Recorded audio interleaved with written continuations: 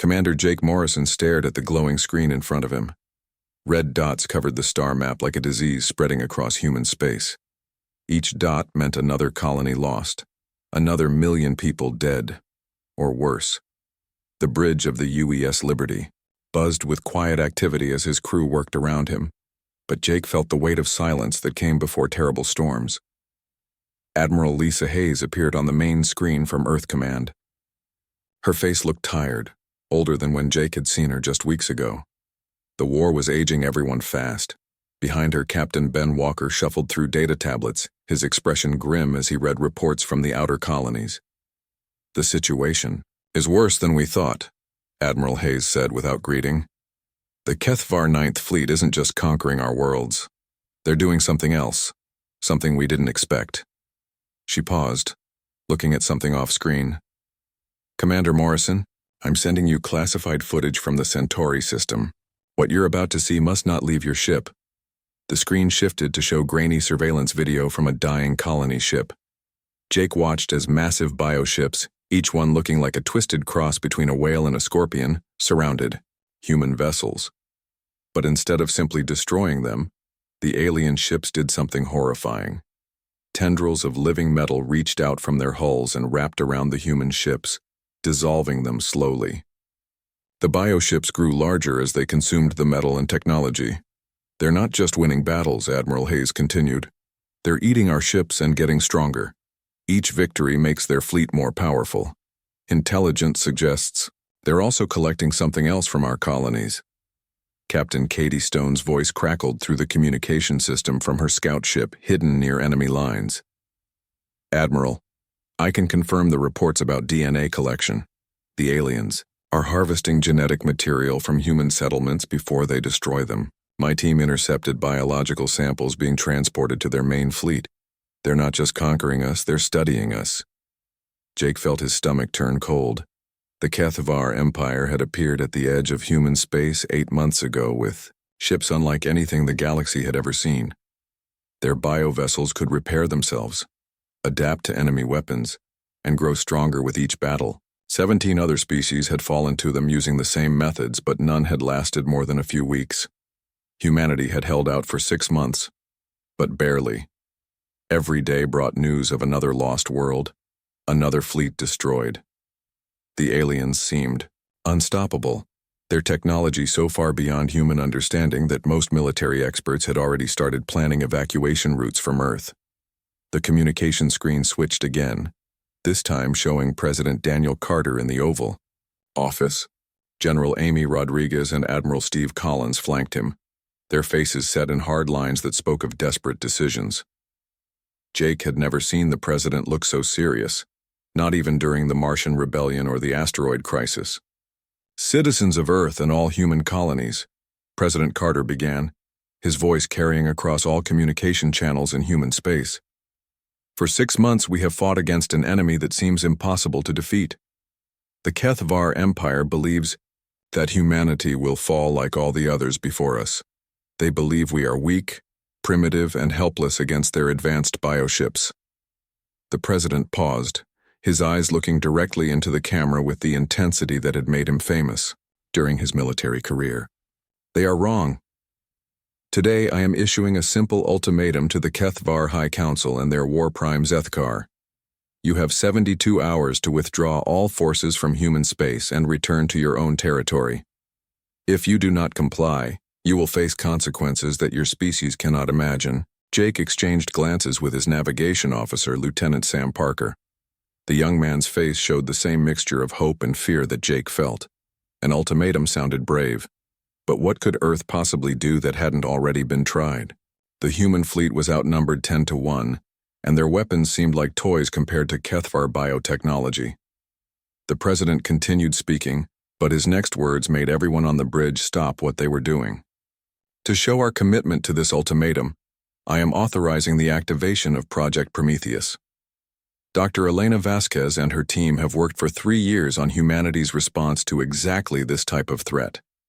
What they have created will remind the galaxy why humans earned their reputation as the most dangerous species in known space." Dr. Elena Vasquez appeared on a split screen, speaking from a laboratory deep underground. Her white coat looked clean against the dark metal walls behind her, but her eyes held a fire that made Jake uncomfortable. Project Prometheus represents everything that makes humanity unique, she said. While other species rely on brute force or advanced technology, we have always survived by thinking differently, by finding solutions that others cannot imagine. She held up a small device no larger than a coffee cup covered in blinking lights. This is not a weapon in any traditional sense. It will not destroy ships or kill soldiers. Instead, it will teach our enemies why they should have studied human history more carefully before they decided to threaten us. The transmission ended, leaving Jake and his crew in silence. Around the ship, similar scenes played out as every human vessel received the same message. Some crews cheered, believing that Earth had finally found a solution. Others remained silent, wondering what Project Prometheus could possibly do against the massive bioships of the Ninth Fleet. Jake turned to his communications officer, Lieutenant Amy Davis. "Any response from the HFY fleet?" he asked, though he already knew the answer. "Yes, sir," she replied, her voice tight with controlled anger. "War Prime Zethkar broadcast a message to all human ships 30 minutes ago. He said that humanity's ultimatum was the sound of prey animals trying to frighten predators. His exact words were that humans would make excellent genetic material for the next evolution of HFY bioships." Commander Morrison walked to the large window that showed the stars beyond. Somewhere out there, the Ninth Fleet continued its advance toward Earth, confident in its power and certain of victory. In 72 hours, they would discover whether humanity's reputation for impossible solutions was legend or reality. The countdown had begun, and Jake Morrison found himself hoping that Dr. Vasquez and her team had indeed found something that would change the course of this war.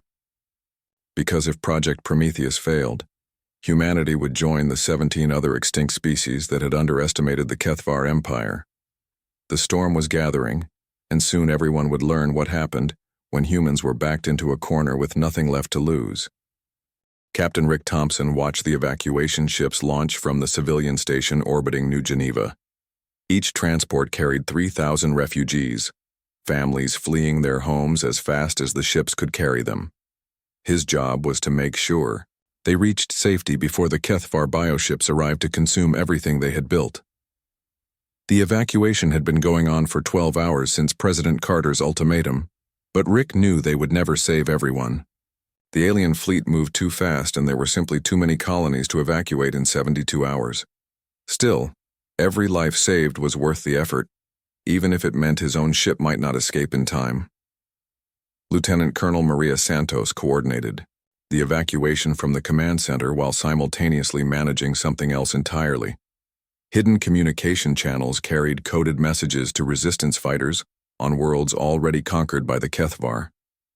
These brave men and women had been preparing for months, waiting for the signal to strike back against their alien oppressors.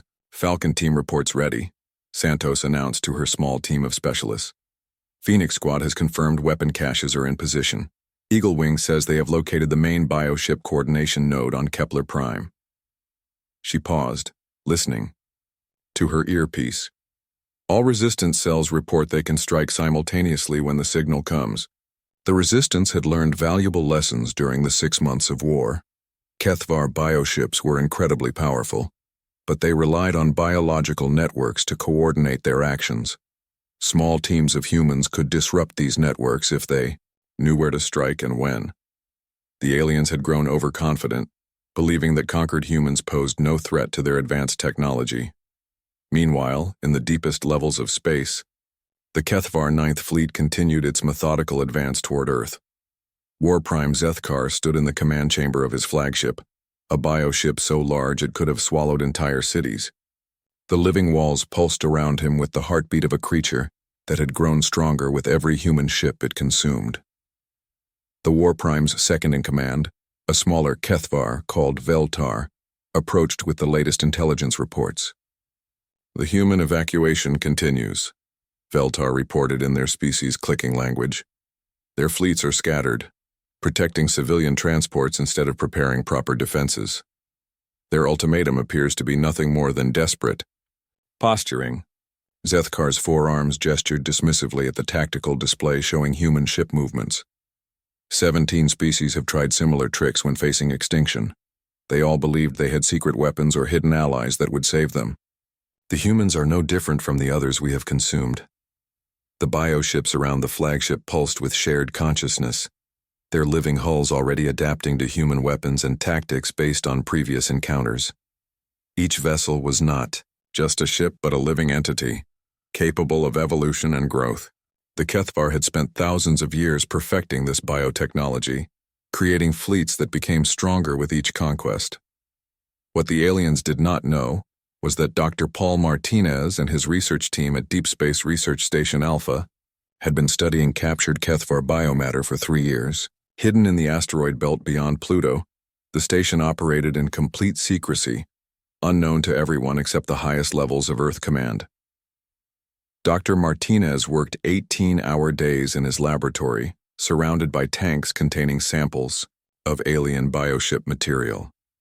His team had discovered something remarkable about Kethvar technology that even the aliens themselves might not fully understand. The bioships were all connected through quantum biological networks that allowed them to share information and evolutionary improvements instantly across vast distances. The network is their greatest strength, Dr. Martinez explained to his assistant, Dr. Rebecca Clark.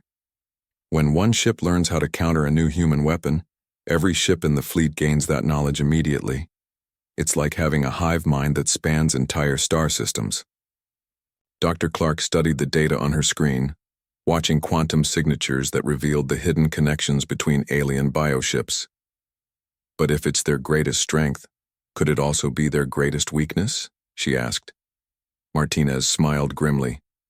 That's exactly what we've been working on. If we can introduce the right kind of interference into their network, we might be able to turn their own biology against them. The question is whether our delivery system will work in actual combat conditions. Colonel Nancy Brooks supervised the final preparations as Earth's defensive fleets took their positions throughout the solar system. To any observer, human forces appeared to be setting up conventional battle lines, preparing to meet the alien invasion with traditional tactics. Massive dreadnoughts formed defensive screens around Mars and Jupiter, while smaller ships patrolled the asteroid belt and outer planets. But the real preparation was happening in complete secrecy. Chief Engineer Tony Lewis worked alone in a sealed laboratory beneath the surface of Luna, assembling the final components of humanity's secret weapon. The device looked nothing like the massive guns and missile systems that filled Earth's warships. Instead, it resembled a simple probe, small enough to fit in a person's hands. 3 years of work, Tony muttered to himself as he made the final connections. 3 years to build something that might save our entire species or doom us all. He had volunteered for this assignment because he understood the mathematics involved better than anyone else alive. The margin for error was so small that even the tiniest mistake could render the weapon useless. The probe contained no explosives, no energy weapons, and no conventional military systems. Instead, it carried something far more dangerous, a carefully crafted quantum virus designed specifically to exploit the biological networks that connected Kethvar bioships. If it worked as designed, the virus would spread through their entire fleet in minutes. As the 72-hour deadline approached, Captain Julie Kim prepared her stealth ship for the most important mission in human history. The USS Shadow had been modified with experimental cloaking technology that made it invisible to Kethvar sensors. Her job was to deliver Tony Lewis's probe to exactly the right location at exactly the right moment. Julie had volunteered for this mission, knowing she probably would not survive it. The stealth ship would have to get close enough to the alien fleet to deploy the probe, but close enough that escape might be impossible.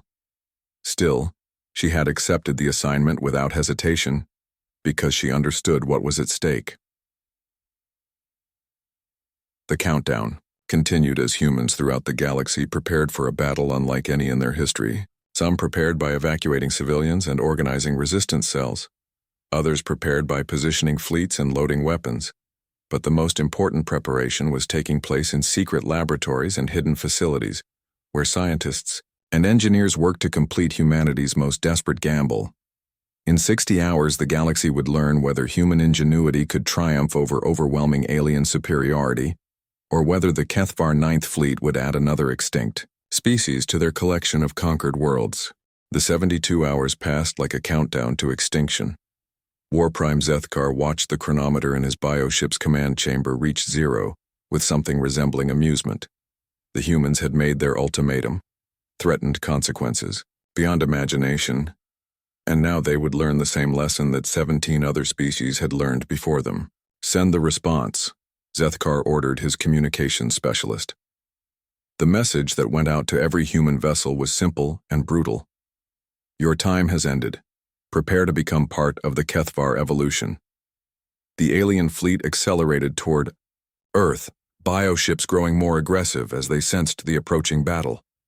Each vessel pulsed with anticipation, their living hulls already beginning to adapt in preparation for consuming human technology and genetic material. Admiral Carl Johnson commanded the first wave of Earth's defenders from his flagship, positioned near the asteroid belt. His fleet of 200 ships looked impressive by human standards, but they were outnumbered 4-1 by alien bioships that had proven themselves nearly invincible in previous battles. All ships, this is Admiral Johnson, he broadcast to his fleet. Remember, we're not trying to win this engagement. Our job is to follow the plan exactly as rehearsed. Every ship knows their role. Every captain understands the timing. Stay disciplined and trust in the people who are counting on us. The first contact came exactly where Earth Command had predicted.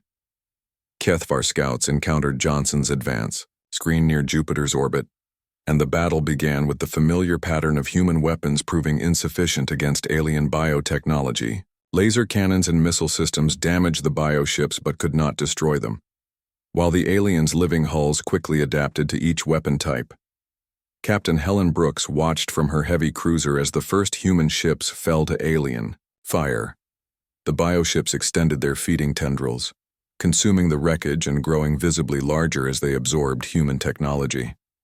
It was a sight that had broken the morale of countless other species, but the human crews continued fighting, according to their orders. All ships fall back to secondary positions, Admiral Johnson commanded as his fleet began a fighting retreat toward Mars. To the aliens, it looked like typical human behavior. Brave but ultimately futile resistance that would end in inevitable defeat. War Prime Zethkar observed the battle from his flagship, noting how predictably the humans fought. They showed more determination than most species, but lacked the technological advancement to pose any real threat to Kethvar bioships. Increase pursuit speed, he ordered.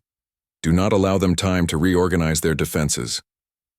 The Ninth Fleet surged forward, bioships eagerly following the retreating humans toward the inner solar system.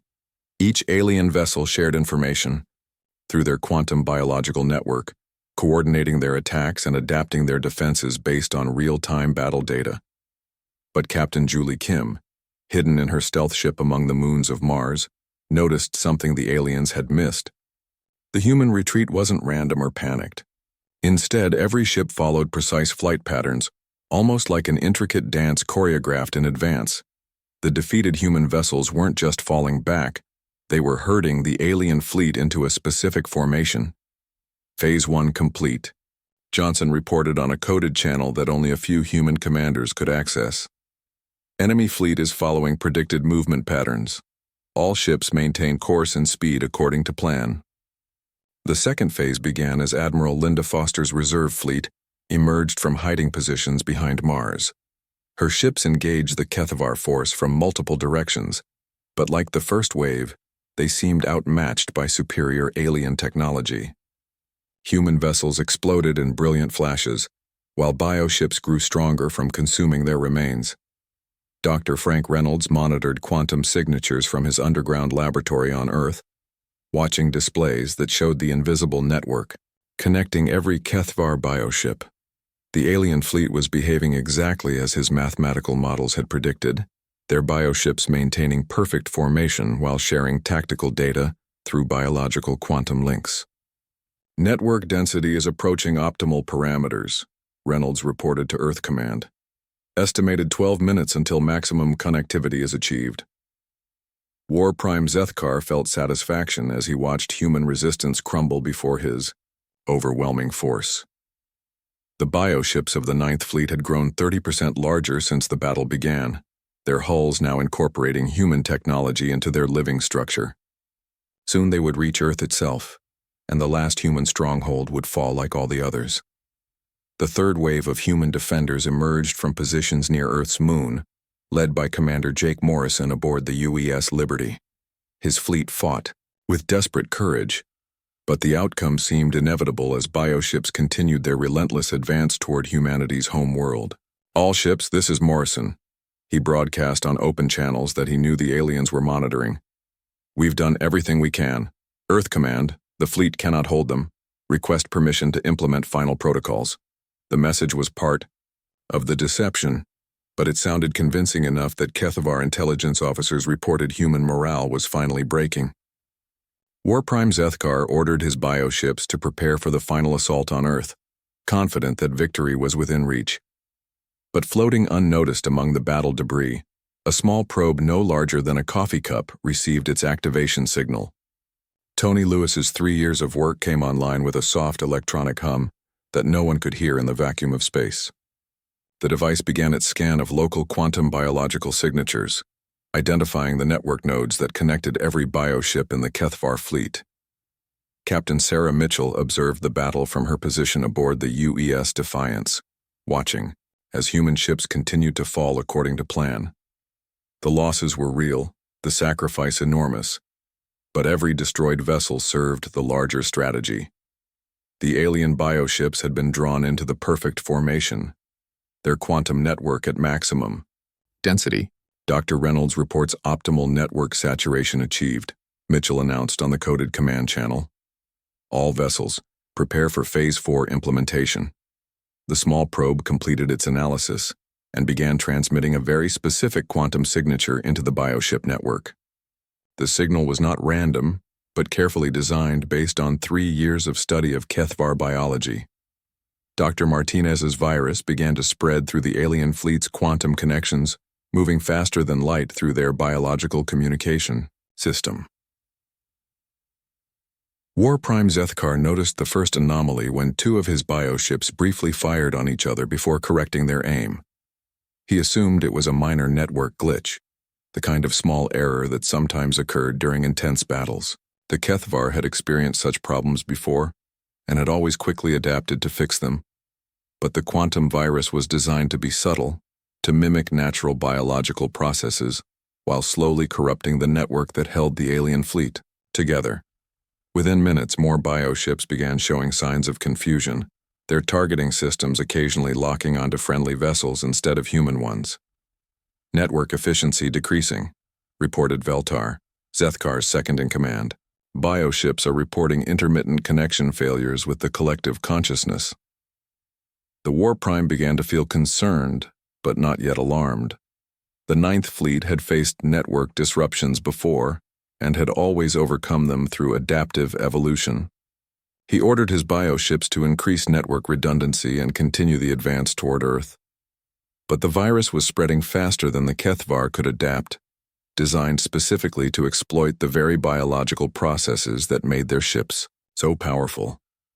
Soon the galaxy would discover what happened when humanity's greatest weapon was unleashed against an enemy that had never encountered human ingenuity. The quantum virus spread through the Kethavar bioship network like wildfire through dry grass. Dr. Martinez's creation was a masterpiece of biological warfare, designed not to destroy but to deceive. The virus convinced each bioship's consciousness that every other vessel in the fleet was a foreign contamination that needed to be eliminated immediately. War Prime Zethkar watched his tactical display in growing horror as friendly fire incidents multiplied across his fleet. Bioships that had fought together for decades suddenly turned their weapons on each other, their living hulls pulsing with aggressive energy patterns that indicated they perceived mortal threats everywhere. "Network integrity failing rapidly," Veltar reported, his voice rising with panic that no Kethavar had felt in centuries of conquest. "Bioships are identifying fleet members as hostile entities. Collective consciousness is fragmenting into individual survival responses." The War Prime tried to broadcast override commands, but the virus had corrupted the very communication channels he needed to restore order. Each bioship now existed in its own reality, where every other vessel appeared to be an enemy that threatened its survival. The careful coordination that had made the Ninth Fleet invincible was collapsing into chaotic violence. Captain Sarah Mitchell observed the transformation from her position aboard the UES Defiance, watching through her ship's sensors as the alien fleet tore itself apart with increasing fury. Bioships that had grown larger by consuming human vessels now used that same devastating power against their own kind. The first bioship to fall was destroyed by 3 of its former companions, their feeding tendrils ripping through its living hull before consuming its remains. But instead of growing stronger from the absorption, the attacking ships became more aggressive, their virus-corrupted consciousness interpreting the successful kill as confirmation that everything around them was dangerous. All human vessels maintain minimum safe distance, Admiral Johnson commanded as the alien self-destruction accelerated. Do not approach the enemy fleet. Let them finish what we started. War Prime Zethkar attempted to use his flagship's superior biotechnology to reassert control over the network, but the virus had evolved beyond his ability to counter it. Dr. Martinez had designed the infection to adapt and spread, using the same biological processes that made Kethvar ships so powerful in the first place. The alien commander's worst fears were realized when his own flagship began to perceive nearby vessels as threats. Living weapon systems that had been dormant for peaceful fleet coordination suddenly activated, targeting bioships that had served alongside the flagship for hundreds of battles. Emergency protocols, Zethkar ordered, but his bioship's consciousness was already too corrupted to follow complex commands. The vessel's primitive survival instincts had taken control, overriding millennia of Kethvar training and discipline. Lieutenant Colonel Maria Santos coordinated with resistance cells throughout former Kethvar territory as news of the fleet's self-destruction spread. Human fighters who had waited months for this opportunity emerged from hiding, attacking the bioship support networks that had kept conquered worlds under alien control. Phoenix Squad reports successful strikes on 3 bioship coordination nodes, Santos announced to her command team. Eagle Wing has confirmed the network collapse is spreading to Kethvar installations throughout their empire. Falcon Team estimates complete communication breakdown within 6 hours. The virus was propagating backward through hyperspace communication, links infecting every bioship and bio-installation connected to the Ninth Fleet's network. Kethvar vessels throughout the galaxy began turning on each other, as their collective consciousness fragmented into billions of individual survival programs. Dr. Frank Reynolds monitored the quantum cascade from his laboratory, watching in amazement, as the alien network collapsed faster than his most optimistic projections had predicted. The bioships were not just fighting each other, they were consuming each other with the same ruthless efficiency they had once used against human vessels. Network density dropping below critical thresholds, Reynolds reported. The virus has achieved complete saturation throughout their quantum biological matrix. Kethvar bioships are entering terminal consumption cycles. On his flagship, War Prime Zethkar made a desperate decision that would have been unthinkable hours before. He attempted to sever his ship's connection to the collective network, hoping to save at least his own vessel from the spreading madness. But the virus had anticipated this response. The moment his bioship tried to disconnect from the network, it perceived the isolation as an attack and began to consume its own hull in a frenzied attempt to eliminate the threat it believed was coming from within. Captain Rick Thompson watched from his evacuation fleet as the most powerful military force in galactic history destroyed itself in a spectacular display of biological violence. Bioships that had seemed invincible just hours before were now nothing more than expanding clouds of organic debris. The largest bioships fell last, their massive hulls requiring more time for complete internal consumption. But when they finally succumbed to the virus, they created explosions visible from dozens of light years away, as their bioreactors overloaded and released centuries of stored energy. Admiral Linda Foster coordinated the cleanup operations as human ships moved carefully through the expanding debris field. Specialized teams in radiation suits collected samples of bioship remains, ensuring that no living tissue survived that might rebuild or adapt to the quantum virus. Complete sterilization protocols on all debris, Foster ordered. We cannot risk even microscopic bioship material escaping to rebuild their network. Every fragment must be neutralized. The battle that military experts had predicted would result in humanity's extinction had lasted less than 4 hours. The Kethvar Ninth Fleet, which had conquered 17 species and seemed unstoppable just that morning, no longer existed as anything but scattered biological waste. Commander Jake Morrison stood on the bridge of the UES Liberty, watching his crew work to catalog the destruction. The tactical display that had shown hundreds of alien bioships now showed only empty space filled with organic debris that posed no threat to anyone. Communications from Earth Command, reported Lieutenant Amy Davis. President Carter requests a full status report on enemy fleet disposition. Morrison activated his communication system, his voice steady despite the magnitude of what had just occurred. Earth Command, this is Commander Morrison aboard UES Liberty. The Kethvar Ninth Fleet has been completely destroyed. No enemy vessels remain operational.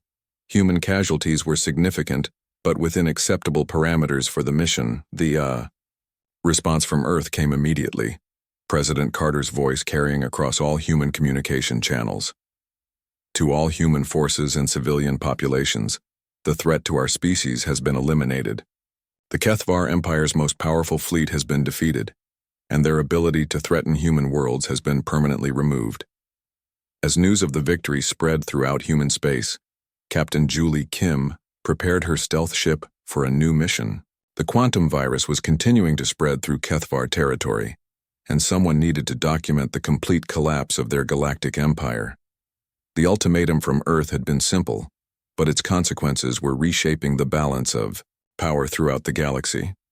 Humanity had proven that sometimes the most effective weapon was not superior firepower, but superior understanding of an enemy's weaknesses. The Ninth Fleet had fallen, and with it, the myth of Kethvar invincibility had been destroyed forever. 6 months after the destruction of the Ninth Fleet, Captain Greg Turner led the first human diplomatic mission into former Kethvar territory. His ship, the UES Peacemaker, carried not weapons, but medical supplies, engineering equipment, and food for the billions of beings who had lived under alien oppression for generations. The Andorian system had been a Kethvar stronghold for over 2 centuries, but when Turner's fleet arrived, they found a civilization struggling to rebuild after the complete collapse of their alien overlords. The bio-installations that had controlled every aspect of life on their worlds had self-destructed when the quantum virus reached them, leaving entire populations free but unprepared for independence. Ambassador Chen sends her regards, Turner announced to the Andorian Council of Elders as he presented Earth's offer of assistance. Humanity proposes the establishment of the Free Systems Alliance, a confederation of worlds dedicated to preventing any single species from dominating others, as the Kethvar once did. Elder Vashti, whose people had forgotten what freedom felt like after 7 generations of alien rule, studied the human proposal with careful attention. Your species defeated the most powerful empire in known history, she said in accented but clear English. Why do you not claim their territory as your own? Why offer partnership instead of demanding submission? Turner smiled, understanding the confusion that many species felt when encountering human diplomatic philosophy.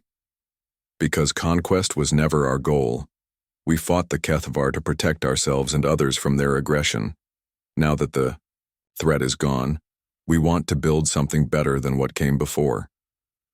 Dr. Jennifer Adams worked tirelessly in her laboratory on Luna, leading the team responsible for containing and studying the quantum virus that had saved humanity.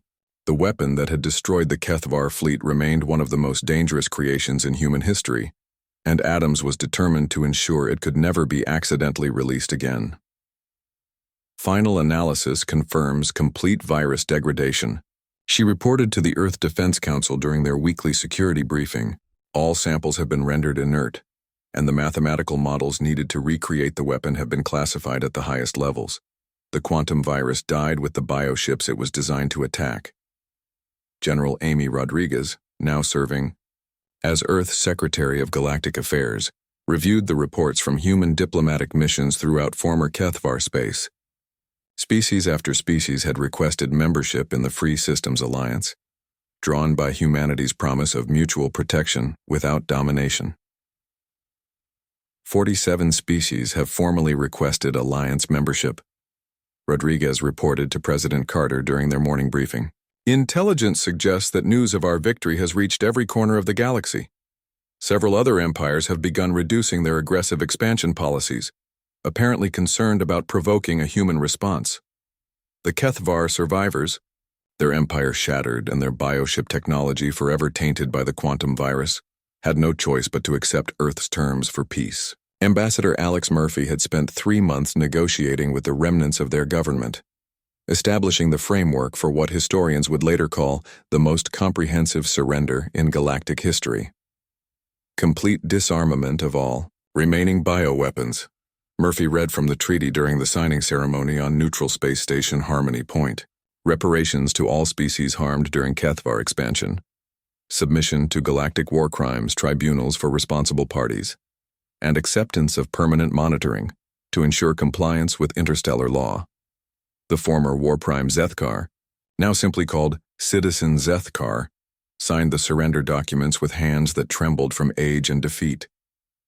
His species had ruled through fear and superior technology for millennia, but humanity had shown them that intelligence could triumph over brute force. We underestimated your species, Zethkar admitted to Ambassador Murphy after the ceremony concluded.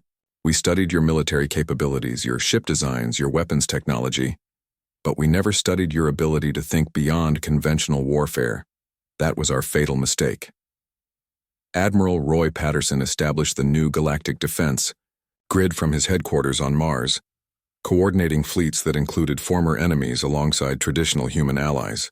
The peacekeeping force he commanded represented the largest cooperative military organization in galactic history, united by shared principles rather than fear of a common enemy. Defense Grid Alpha is fully operational, Patterson reported during the quarterly Alliance meeting. We now have rapid response capabilities throughout the core systems, with expansion to outer territories proceeding ahead of schedule. No species will face extinction while the Alliance exists to protect them. Dr. Paul Martinez had become something of a celebrity throughout human space, though he remained uncomfortable with the attention his quantum virus had brought him. Speaking at the dedication ceremony for the new Institute for Defensive Sciences, he reflected on the lessons learned from humanity's greatest military victory. We did not win because we were stronger than the HFY, Martinez explained to the gathered scientists and military officers. We won because we understood that every strength can become a weakness if you know how to turn it against itself. The lesson for future generations is not to build better weapons, but to think more creatively about the problems we face. Captain Sarah Mitchell, now promoted to Admiral and serving as head of Fleet Intelligence, worked to ensure that humanity never again faced extinction without warning. Her intelligence network spanned the galaxy, monitoring potential threats while sharing defensive technologies with Alliance members. Early warning systems are reporting normal conditions throughout monitored space, Mitchell announced during her monthly briefing to the Defense Council. No species currently possesses the capability to threaten Alliance territory, and our diplomatic initiatives continue to reduce tensions in contested regions. The transformation of galactic politics had been swift and dramatic. Species that had spent centuries preparing for war now found themselves working together on peaceful projects. Trade routes that had been militarized for generations became channels for cultural and scientific exchange. Commander Jake Morrison, now serving as captain of the Alliance flagship UES Unity, often reflected on how quickly the galaxy had changed. Standing on his bridge as the ship patrolled former HFY space, he watched construction crews from a dozen different species working together to build new space stations and communication networks. Navigation reports our next stop is the Kepler system, announced his first officer, Lieutenant Commander David Walsh. The reconstruction teams have requested additional medical supplies and engineering equipment for the new colonial government. Morrison nodded, studying the star charts that showed the expanding network of Alliance worlds. The red dots that had once marked Kethvar conquests were now green indicators of free systems protected by the largest peaceful confederation in galactic history. The ultimatum from Earth had been simple: withdraw or face consequences beyond imagination. Those consequences had indeed reshaped the galaxy, but not through conquest or domination. Instead, humanity had used its greatest victory to build something unprecedented: a galactic community based on cooperation rather than fear. As the UES, Unity entered hyperspace toward its next mission of assistance and protection, Captain Morrison knew that the real victory was not the destruction of the Ninth Fleet, but the civilization that had grown from its ashes. The galaxy had learned that humanity fought not just harder than other species, but with purposes that extended far beyond simple survival. The Kethvar had fallen, but from their defeat had risen something far greater than any empire. A future where species worked together as equals, protected by the promise that never again would any civilization face extinction alone. The ultimatum had been simple, but its legacy would echo through the galaxy for generations to come.